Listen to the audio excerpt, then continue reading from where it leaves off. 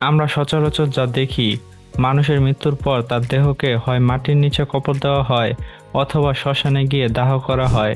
কিন্তু আপনি কি জানেন এই পৃথিবীতে এমন এক কবরস্থান আছে যেখানে মৃতদেহকে মাটির অন্ধকারে লুকিয়ে রাখা হয় না, বরং মাটির উপরে একটি স্বচ্ছ কাচের বক্সে সংরক্ষণ করা হয়, যেন জীবিত মানুষ প্রতিদিন তাদেরকে দেখতে পারে।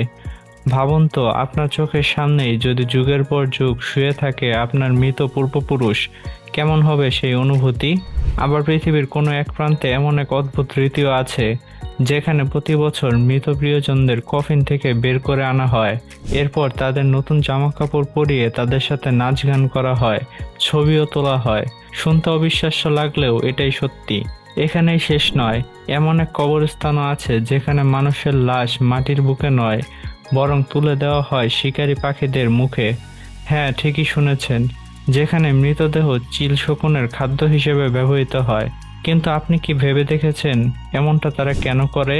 কেন শরীরকে এভাবে ছিঁড়ে খেতে দেওয়া হয়? এটা কি শুধুই নিষ্ঠুরতা, নাকি এর পেছনে লুকিয়ে আছে গভীর কোনো ধর্মীয় বিশ্বাস? আজকের এই ভিডিওতে আমরা জানবো এমন কিছু লোমহর্ষক এবং অদ্ভুত শেষকৃত্যের কথা। চীনের কিছু দুর্গম পাহাড়ি অঞ্চলে আজও এমন এক কবরস্থান রয়েছে যেখানে মৃত ব্যক্তিদের মাটির নিচে সমাহিত করা হয় না। মৃতদেহগুলোকে রাখা হয় স্বচ্ছ কাচের কফিনের ভেতরে, যাতে মৃত্যুর পরেও তাদের মুখ পৃথিবী থেকে আলাদা না হয়ে যায়। আপনি যখন এই সমাধিক্ষেত্রের মধ্য দিয়ে হেঁটে যাবেন, তখন শুধু নিথর কবর নয়, মনে হবে কফিনের ভেতর থেকে মৃতদেহগুলো সরাসরি আপনার চোখের দিকে তাকিয়ে আছে। এই প্রথার পেছনে রয়েছে গভীর এক বিশ্বাস। স্থানীয়দের মতে মৃতদেহ যতক্ষণ মানুষের দৃষ্টির সামনে থাকে ততক্ষণ মৃতদেহের আত্মা শান্তিতে থাকে। তবে এই কাচের কফিনের সবচেয়ে অস্বস্তিকর দিক হলো সময়ের নিষ্ঠুর ছাপ। চামড়ার রং ধীরে ধীরে বদলায়, মুখ কুঁকড়ে যায়, চোখের কোটর গর্তে ঢুকে যায়। আর এই সব বিভীষিকাময় পরিবর্তন কাচের পর্দার ওপাশ থেকে একদম স্পষ্টভাবে দেখা যায়। এখানে মৃত্যু কোনো একটি মুহূর্তের ঘটনা নয়, বরং চোখের সামনে ঘটতে থাকা এক দীর্ঘ প্রক্রিয়া। জীবিত আর মৃত মানুষের মাঝে ব্যবধান তৈরি করে শুধু একটি পাতলা কাচের দেওয়াল। ইন্দোনেশিয়ার সুলাওয়েসি দ্বীপের তোরাজ উপজাতির কাছে মৃত্যু মানেই বিদায় নয়। এখানে মৃত্যুর পরেও সম্পর্ক শেষ হয় না, শুধু থমকে দাঁড়ায়।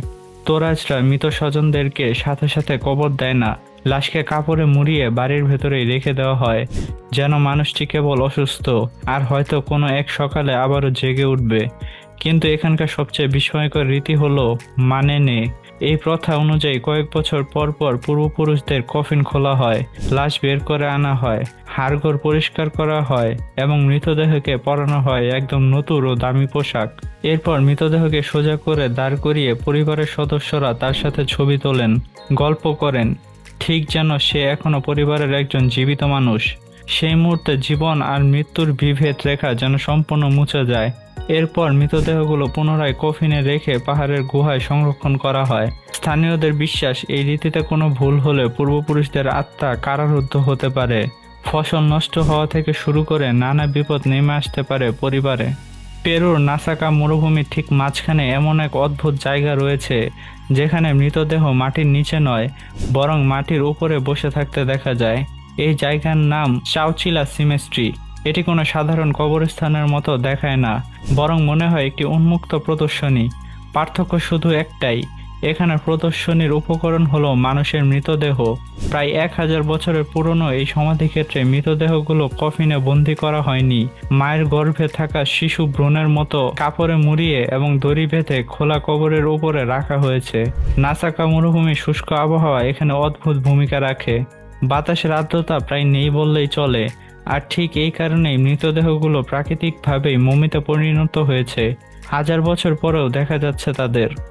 ফিলিপাইনের সাদাগা পর্বতমালায় যখন আপনি উপরের দিকে তাকাবেন, শুধু পাহাড় নয়, বাতাসে দুলতে থাকা কফিনও আপনার নজরে আসবে। এখানে মৃতদেহকে মাটিতে সমাধিত না করে খাড়া পাহাড়ের গায়ে ঝুলিয়ে রাখা হয়। স্থানীয় ইকোট উপজাতি বিশ্বাস করেন, মৃতদেহকে যত উঁচুতে রাখা হবে আত্মা তত দ্রুত স্বর্গের কাছাকাছি পৌঁছতে পারবে। অবাক করা ব্যাপার হলো, এখানকার বয়স্ক মানুষেরা মৃত্যুর আগেই নিজেদের কফিন নিজেরাই তৈরি করে রাখেন। কিন্তু সবচেয়ে শিউরে ওঠার মতো বিষয় হলো, এই কফিনগুলো আকারে অত্যন্ত ছোট। মৃতদেহকে রীতিমতো দুমড়ে মুচড়ে ঢোকানো হয়। এমনকি অনেক সময় হাড়গোড় ভাঙার মতো মর্মর শব্দও শোনা যায়।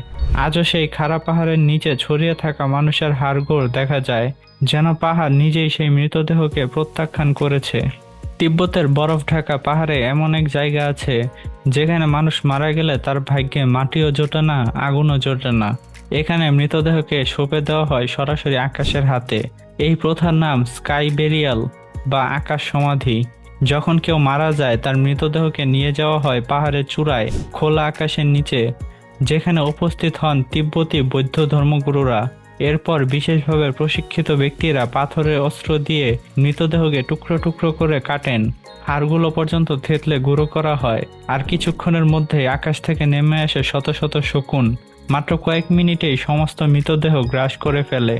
অবশিষ্ট থাকে কয়েক ফোঁটা রক্ত আর কিছু ছোট হাড়। তিব্বতীদের কাছে মৃতদেহ কেবল একটি শূন্য অধ্যায়, তাই না পুড়িয়ে না পুঁতে শকুনদের হাতে সঁপে দেওয়াই এখানে জীবনের চূড়ান্ত দান। তবে এখানে একটি বড় ভয় কাজ করে। যদি শকুন মাংস না খায় তাহলে মনে করা হয় মৃত ব্যক্তি পাপী ছিলেন। স্বজনরা তখন দূরে দাঁড়িয়ে তার জন্য প্রার্থনা করেন। রোমানিয়ার ছোট্ট গ্রাম সাপান্তায় একটি কবরস্থান আছে যা প্রথম দেখায় কবরস্থান বলে মনেই হয় না। নেই কোনো কালো পাথরের সমাধি, নেই শোকের পরিবেশ, বরং চোখে পড়ে রঙিন কাঠের কুরুশ, কার্টুনের মতো আঁকা ছবি, আর তাতে খোদাই করা মানুষের জীবনের সত্য ঘটনা। এই জায়গার নাম মেরি সেমেস্ট্রি বা প্রফুল্ল কবরস্থান। কিন্তু নাম যত প্রফুল্ল, এর ভেতরের সত্য ততটাই চিন্তা করার মতো। প্রতিটি কবরে হাতে খোদাই করা একটি কাঠের কুরুশ আছে, আর তাতে লেখা সেই মানুষের জীবনের গল্প। শুধু ভালো কথা নয়, মৃত ব্যক্তির অভ্যাস, ভুল ত্রুটি, এমনকি মৃত্যুর কারণ পর্যন্ত সেখানে উল্লেখ থাকে।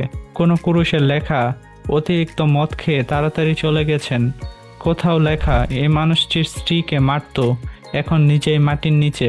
এই ঐতিহ্যের শুরু 1930-এর দশকে, যখন স্থানীয় শিল্পী স্তান ইয়ান পাট্রাস ভাবলেন মৃত্যুকে লুকিয়ে রাখার দরকার নেই, একজন মানুষ যেভাবে জীবন কাটিয়েছে সেভাবেই তাকে স্মরণ করা উচিত। এখানে মৃতদেহ চাপা পড়ে আছে বলে ভয় নয়, ভয়ের কারণ হলো এখানে তোমার জীবন তোমার মৃত্যুর পরেও তোমাকে ছেড়ে যায় না। মৃত্যুর পর একজন মানুষকে কিভাবে মনে রাখা হবে, কিভাবে তার দেহ পৃথিবীতে থাকবে, এই প্রশ্নের উত্তর পৃথিবীর প্রতিটি সংস্কৃতিতে আলাদা আলাদাভাবে দেওয়া। কোথাও ভালোবাসা, কোথাও বিশ্বাস, কোথাও ভয়, সব মিলিয়েই তৈরি হয়েছে এই অদ্ভুত সব শেষকৃত্য। আপনি কি মনে করেন মৃত্যুর পর দেহকে কিভাবে রাখা উচিত? কমেন্টে জানান। আপনার মতামত আমাদের কাছে সত্যিই গুরুত্বপূর্ণ। ভিডিওটি ভালো লাগলে লাইক দিন এবং চ্যানেলটি সাবস্ক্রাইব করুন, যাতে এরকম আরও অজানা বিষয়ের নিয়মিত আপডেট পেতে পারেন। দেখা হবে পরবর্তী ভিডিওতে।